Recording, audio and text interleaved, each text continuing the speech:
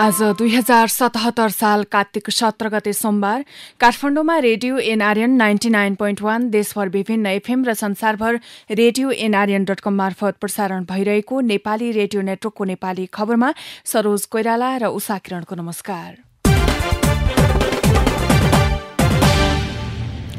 नेकपामा नयाँ ताण्डव, दुई अध्यक्षको टकरावले पार्टी एकता गम्भीर संकटमा, गम्भीर संक्रमितलाई नै छैन सैया, महामारीले अत्तालिएका जनतामाथि समाजवादी व्यापार, धुलीखेलदेखि शिक्षण, पाटन र टेकुसम्म अब निशुल्क उपचार, चौतर्फी ढोका बन्द लगायतका खबर आजका पत्रपत्रिकाको अघिल्लो पृष्ठमा छापिएका छन्। गोरखापत्रमा छापिएको बाल विवाह विरुद्ध प्रहरी अभियान शीर्षकको खबरलाई हामीले आजको खास खबर बनाएका छौं। लुम्बिनी प्रदेश प्रहरीले बाल विवाह विरुद्ध 15 दिने अभियान सञ्चालन गरेको छ। अभियान अन्तर्गत प्रदेशका सबै प्रहरी कार्यालयले बाल विवाह निरुत्साहित तथा नियन्त्रण गर्ने, कानून कार्यान्वयन प्रभावकारी बनाउने र स्थानीय तह, संचार माध्यम र नागरिक समाज लगायतसँग सहकार्य गर्ने भएका छन्। अभियान अन्तर्गत 15 दिनभित्रमा 1231 स्थानमा बाल विवाह विरुद्धका कार्यक्रम सञ्चालन गरिने प्रदेश प्रहरी कार्यालयले जनाएको छ। लुम्बिनी प्रदेश प्रहरी कार्यालयका प्रवक्ता तथा वरिष्ठ प्रहरी उपरीक्षक राजकुमार वैद्यवारले कोभिड-19 को महामारीको समयमा सुरक्षा सावधानी अपनाएरै सचेतनात्मक कार्यक्रम सञ्चालन गर्ने बताउनु भएको छ। नेपाली रेडियो नेटवर्कको नेपाली खबरमा अब पहिलो पृष्ठका खबर। कान्तिपुर दैनिकले नेकपामा नयाँ ताण्डव शीर्षकमा खबर छापेको छ।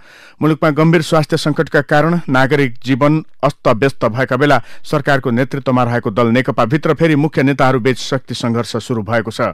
यसअघि गत वैशाख 8 गते प्रधानमन्त्री केपी शर्मा ओलीले दल विभाजन सम्बन्धी अध्यादेश ल्याउँदा र असार 14 मा लिम्पियाधुरा र कालापानीको भूभाग समेटेर नक्सा जारी गरेकामा आफूलाई भारतले प्रधानमन्त्रीबाट हटाउन खोजेको अभिव्यक्ति दिएपछि आकाशिएको विवादले नेकपा फुटको संघर्षमा पुगेर फर्किएको थियो। तर गएको भदौ 26 गते स्थायी कमिटी बैठकले पुरानो विवाद फेरि नदोहोर्याउने निर्णय गर्दै चैतमा पार्टी एकताको महाधिवेशन गर्ने भनी गरेको निर्णयको एउटा बुँदा पनि कार्यान्वयन नहुँदै उक्त पार्टीमा फेरि अर्को ताण्डव शुरू भएको हो। वैशाखीयता नेकपा भित्रको विवाद चरम सीमामा पुगेको यो तेस्रो पटक हो। पछिल्लो पटक मन्त्री परिषद पुनर्गठन, कर्णाली प्रदेशको विवाद र प्रधानमन्त्री ओलीले भारतीय गुप्तचर संस्था रका प्रमुख सामन्त गोयलसँग गरेको भेटघाटलाई लिएर शुरू भएको किचलोले नेकपामा फेरि उग्र रूप लिएको हो। यसैगरी राजधानी दैनिकले दुई अध्यक्षको टकरावले पार्टी एकता गम्भीर संकटमा शीर्षकमा खबर लेखेको छ। नेपाल कम्युनिष्ट पार्टी नेकपामा अध्यक्ष तथा प्रधानमन्त्री केपी शर्मा ओली र कार्यकारी अध्यक्ष पुष्पकमल दाहाल प्रचण्ड बीच देखिएको गम्भीर मतभेदका कारण पार्टी एकता संकटमा परेको छ। प्रधानमन्त्री निकट स्रोतका अनुसार कार्यकारी अध्यक्ष प्रचण्डले पार्टीका कामलाई प्रभावकारी रूपमा अघि बढाउन छाडेर प्रधानमन्त्री पदमा हावी गर्न थालेपछि समस्या सिर्जना भएको हो। यसैगरी महासचिव नेकपाका विष्णु पौडेलको प्रतिक्रिया छ। यति बेला पार्टी एकता गम्भीर संकटको मोडमा आइपुगेको छ। आपसी अन्तर्विरोधलाई संवादको कार्यसूची बनाउन, सहमतिमा समाधान खोज्न र पार्टी एकताको रक्षा एवं विकासका लागि सकारात्मक योगदान गर्न समस्त नेता, कार्यकर्ता तथा सदस्यलाई अनुरोध गर्दछु। वीर अस्पतालको भिआइपी कक्षमा ताला लगाएर राष्ट्रिय ढुकुटीबाट नेताको उपचार विदेशमा, महामारीले अत्तालिएका जनतामाथि समाजवादी व्यापार शीर्षक दिएर नयाँ पत्रिकाले खबर छापेको छ। समाजवाद उन्मुख देशको सरकारले नागरिकको उपचारका लागि चौतर्फी ढोका बन्द गरेको छ। निजी अस्पतालहरूमा चरम शोषण भइरहेका बेला सरकारी अस्पतालले दिनमा 15,000 सम्म लाग्ने सूची सार्वजनिक गरेको छ। महामारीका बेला सरकारी अस्पतालमा 2 लाखसम्म धरौटी जम्मा गरेपछि मात्र जनताले उपचार पाउनेछन्। सरुवा रोगको मात्रै उपचार गर्ने टेकु अस्पतालले समेत कोरोना संक्रमितको शुल्क लिएर उपचार गर्ने निर्णय गरेको छ। उपचार पाउन अब संक्रमितले 20 देखि 50,000 सम्म धरौटी राख्नुपर्नेछ। पाटन अस्पताल, शिक्षण अस्पताल, महाराजगंज, धुलीखेल अस्पताल, धरानस्थित बीपी कोइराला स्वास्थ्य विज्ञान प्रतिष्ठान लगायतले यसअघि नै धरौटी लिने निर्णय गरिसकेका छन्। नेता र पहुँच बालाको उपचारमा राज्यको 4 अर्ब खर्च शीर्षकमा नयाँ पत्रिका नै खबर अगाडि लेख्छ। अर्थ मन्त्रालयको तथ्याङ्क अनुसार 62-63 पछि 1 दशकभित्र राज्यले पहुँच बालाको उपचारमा 3 अर्ब 88 करोड 9 लाख 76 हजार रुपैयाँ खर्च गरेको छ। यो रकम खर्च भएको भए नेपालमा एउटा स्तरीय अस्पताल खोल्न सकिन्थ्यो, जहाँ नेता तथा जनताको निशुल्क उपचार गर्न सकिन्थ्यो। स्वास्थ्य मन्त्रालयका एक अधिकारी भन्छन्, तर ठूला बडाको ध्यान विदेशमै उपचार गर्ने भन्ने छ, त्यसैले पैसा विदेश गएको छ। देशको स्वास्थ्य सेवा पछाडि परेको छ। यता धुलीखेलदेखि शिक्षण, पाटन र टेकुसम्म अब निशुल्क उपचार हुने चौतर्फी ढोका बन्द भन्दै नयाँ पत्रिका लेख्छ। पाटन स्वास्थ्य विज्ञान प्रतिष्ठानमा कोरोना संक्रमितलाई भर्ना गर्नुअघि 20,000 देखि 75,000सम्म धरौटी जम्मा गर्नुपर्छ। अस्पतालका अनुसार सामान्य आइसोलेसन खर्च दैनिक 3,500, लक्षण सहितका संक्रमितको आइसोलेसन खर्च 7,500 र आइसियुमा बस्नुपर्ने संक्रमितको खर्च दैनिक 15,000 तोकिएको छ। शिक्षण अस्पताल महाराजगंजका कोभिड संयोजक डाक्टर सन्त कुमार दासका अनुसार संक्रमितले भर्ना हुनुअघि 10,000 देखि 45,000सम्म धरौटी जम्मा गर्नुपर्छ। अस्पताल आफैले गरीब पहिचान खुल्ने फारम तयार पारेकाले कसैले उपचार गर्दा गर्दै खर्च सकियो वा उपचार गर्न नसक्ने अवस्था आएमा फारम भराएर निशुल्क उपचार पनि भइरहेको उनले बताए। धुलीखेल अस्पतालले 2 कार्तिकदेखि लागू हुने गरी 50,000 देखि 2 लाख रुपैयाँसम्म धरौटी जम्मा गर्नुपर्ने सूचना जारी गरिसकेको छ। यसैगरी गम्भीर संक्रमितलाई नै छैन सय्या भन्दै राजधानी दैनिक खबर लेख्छ। गम्भीर प्रकृतिका कोरोना भाइरस संक्रमित अस्पतालमा सहजै सय्या नपाउँदा होम आइसोलेसनमा बस्न बाध्य भएका छन्। अस्पतालले सजिलैसँग सय्या उपलब्ध नगराउँदा गम्भीर प्रकृतिका संक्रमित ज्यान जोखिममा राखेर होम आइसोलेसनमा बस्न बाध्य भएका छन्। गत बुधबार कोरोना परीक्षण गर्दा काठमाडौँको कृतिपुर बस्दै आएका 41 वर्षीय कपिल बस्नेतको रिपोर्ट पोजिटिभ आए। उनलाई अत्यधिक ज्वरो आयो, पखाला पनि लागे, उनी आत्तिए। उनलाई अस्पताल लैजान खोजिए पनि परिवारका सदस्यले कतै पनि सय्या खाली नभएको जवाफ पाए। कपिलका भाइ सबिन बस्नेतले भने दाई धेरै बिरामी हुनुभयो, अस्पतालमा धाए तर धेरै अस्पतालले बेड खाली छैन भने अनि नजिकैका चिकित्सकको सल्लाहमा दाईलाई औषधि खुवाएर घरमै राख्न बाध्य भयौं। आइतबार देशभर 37,765 सक्रिय संक्रमित मध्ये 30,986 जना होम आइसोलेसनमा रहेको स्वास्थ्य तथा जनसंख्या मन्त्रालयले जनाएको छ।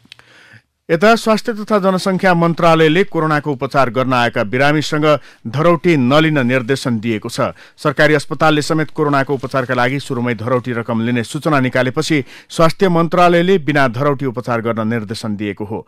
कोरोनाको उपचार हुने सरकारमाथ हत्कोटेको स्थित शहीद शुक्रराज ट्रपिकल तथा सर्वारोग अस्पतालले समेत एक दिनको कोरोना उपचारको महसुल 3,500 देखि 15,000 रुपैयाँसम्म शुल्क लाग्ने र त्यसका लागि 50,000 रुपैयाँ धरौटी पहिले राख्नुपर्ने सूचना गरेको थियो। धरौटी नलिई उपचार गर्न निर्देशन शीर्षकमा गोरखापत्रले यो खबर छापेको छ। कोरोना महामारी बढ्न थालेपछि वैदेशिक रोजगारीमा जानबाट रोकिएका 1,15,000 नेपाली श्रमिकले लगानी गरेको झण्डै 6 अर्ब रुपियाँ फसेको छ। उनीहरू गन्तव्य देशमा जाने बारे अझै टुङ्गो छैन। चैत पहिलो सातासम्म उड्ने तयारीमा रहेका उनीहरूको वैदेशिक रोजगारीको लागत शुल्क बापतको लगानी फसेको हो।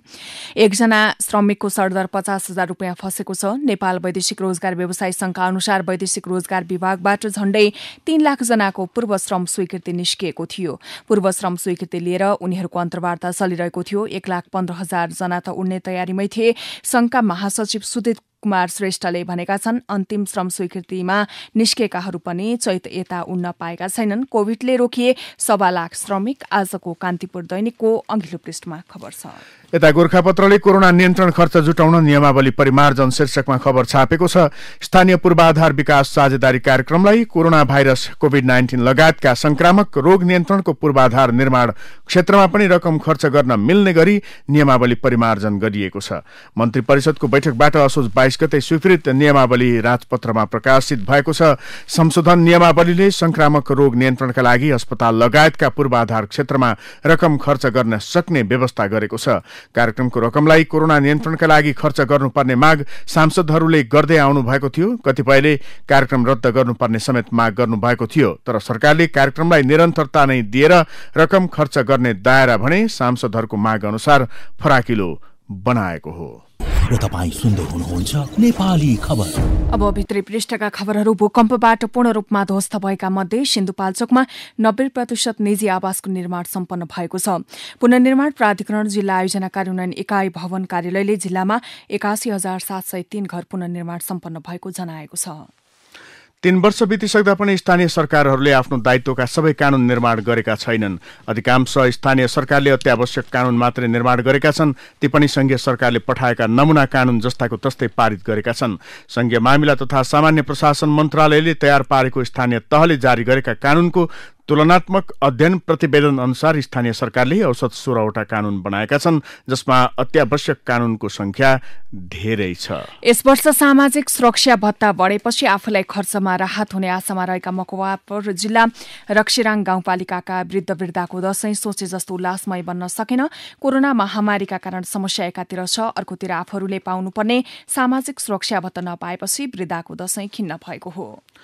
उपभोक्ता हित प्रतिकूल व्यवसाय गर्ने व्यापारीलाई अनुगमनकारी निकायका टोलीले तत्काल पक्राउ गर्न सक्ने भएका छन्। उद्योग वाणिज्य तथा आपूर्ति मन्त्री लेखराज भट्टले 4 कार्तिकमा स्वीकृत गरेको बजार अनुगमन कार्यविधि 2077ले निरीक्षण अधिकृतलाई अनुगमन स्थलबाटै व्यापारी पक्राउ गर्ने अधिकार दिएको हो। कार्यविधिको बुँदा नम्बर 18मा भनिएको छ, ऐन र नियमावली विपरीतको कुनै कार्य गर्ने व्यक्ति तत्काल फेला परेको वा कसुर गर्दैको अवस्थामा फेला परेमा निज भाग्न उम्कन सक्ने देखिएमा निरीक्षण अधिकृतले अनुसन्धान प्रयोजनका लागि तत्काल पक्राउ गर्न सक्नेछ। यसरी पक्राउ गरेको व्यवसायलाई 7 दिनसम्म थुनामा राखेर अनुसन्धान गर्न पनि निरीक्षण अधिकृतलाई अधिकार दिइएको छ। सरकारले स्वास्थ्य मापदण्ड पालना गर्दै पर्यटनका सबै क्षेत्र खोल्ने तयारी गरेको छ।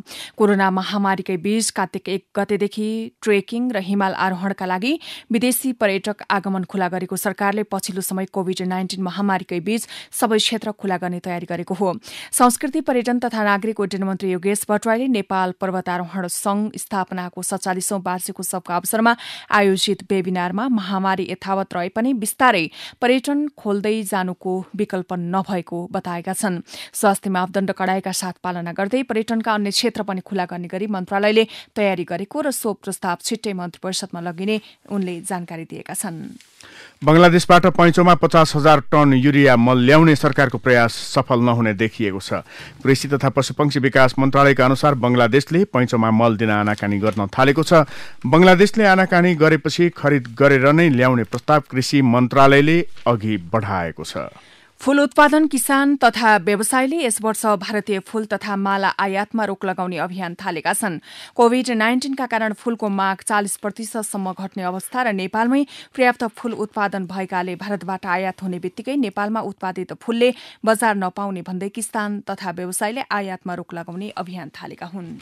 स्ट्याण्डर्ड चार्टर्ड ब्याङ्कले तुलनात्मक रूपमा कम लाभांश प्रस्ताव गरेको भन्दै लगानीकर्ता निराश बनेपछि वाणिज्य ब्याङ्क समूहको परिसूचकमा वृद्धि रोक्नुका साथै नेफ्से घट्ने कारण पनि बनिरहेको छ। आइतबार नेफ्से 4.72 अंकले घटेर 1640.96 मा आइपुगेको छ। स्ट्याण्डर्ड चार्टर्ड ब्याङ्कले 7% बोनस र 4.84% नगद लाभांशको घोषणा गरेको छ। अब खेल खबर। राजस्थान रोयल्स युएईमा जारी 13औं संस्करणको इन्डियन प्रिमियर लिग आइपीएल टी20 क्रिकेटबाट बाहिरिएको छ।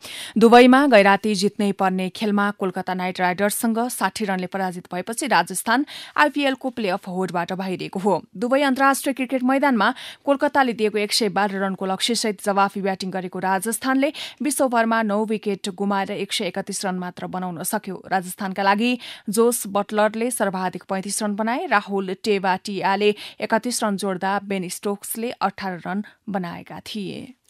अब विचार विश्लेषणको पालो। अनुदानको चामल बिक्रीबारे उचित अनुसन्धान गरियोस्। कान्तिपुरको आजको सम्पादकीय विचार लिँदैछौँ। सबैभन्दा पहिले यसै त कर्णाली प्रकृति र भूगोलका कारण मात्र होइन, शासन प्रशासनको केन्द्रमा रहेको काठमाडौँबाट पनि ठगिएको छ। त्यहाँ 15.5% खेतीयोग्य जमिनमा मात्रै सिंचाई सुविधा छ, जुन सबै प्रदेशको तुलनामा कम हो। कर्णालीमाथि यसरी खेलवाड हुँदा त्यहाँका नागरिकले चामल त पाउँदैनन् नै, उनीहरू थप भोकमरी र गरिबीमा समेत धकेलिनेछन्। सहुलियतको चामल नपाउँदा महँगो चामल खरिद गर्न बाध्य बन्नेछन्, जबकि अन्यत्रको तुलनामा यस प्रदेशवासीको प्रतिव्यक्ति आय समेत कम अर्थात् 606 अमेरिकी डलर मात्रै छ, जुन राष्ट्रिय औसत प्रतिव्यक्ति आयको आधा मात्रै हो। त्यसकारण अनुदानको चामल बेच्न खोजिएको घटनालाई सरकारले अरू अनियमितता सरह सामान्य ठान्ने भूल गर्नु हुँदैन। यसैगरी आजको नयाँ पत्रिका दैनिकले जीवित नागरिक भन्दा कथाका राम प्यारा शीर्षकमा सम्पादकीय विचार लेख्छ। अब नागरिकको सुरक्षा र सामाजिक न्यायका मुद्दामा होइन, आर्थिक विकास र उन्नतिको मुद्दामा पनि होइन, बरु राम या सीताका नाममा निर्वाचन लडिनेछ। यसले वैचारिक टाटपल्टाइतर्फ संकेत गर्दछ।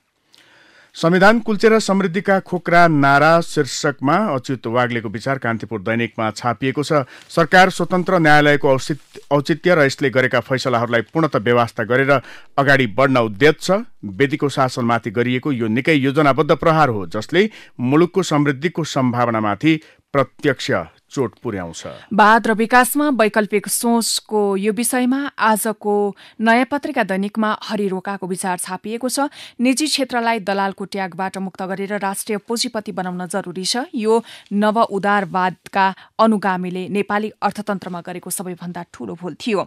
नेपालमै पनि स्वर्गीय बीपी कोइरालाद्वारा व्याख्याकृत प्रजातान्त्रिक समाजवाद घोषणा नगरिकनै व्यवहारमा परित्यक्त भयो।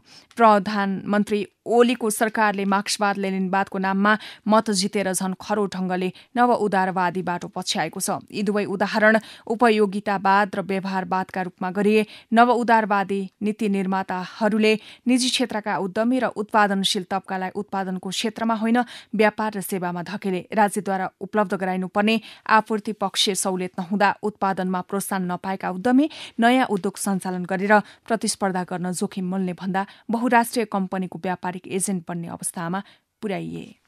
कोभिडको दावानलमा स्वास्थ्य सेवा कसको जिम्मा शीर्षकमा डाक्टर सरोज धितालको विचार छापिएको छ। नयाँ पत्रिकामा स्वास्थ्य र शिक्षालाई किनबेच वा विनियमको चीज बनाएर बजारलाई सुम्पिरहने कि यसबारे फरक ढंगले सोच्ने।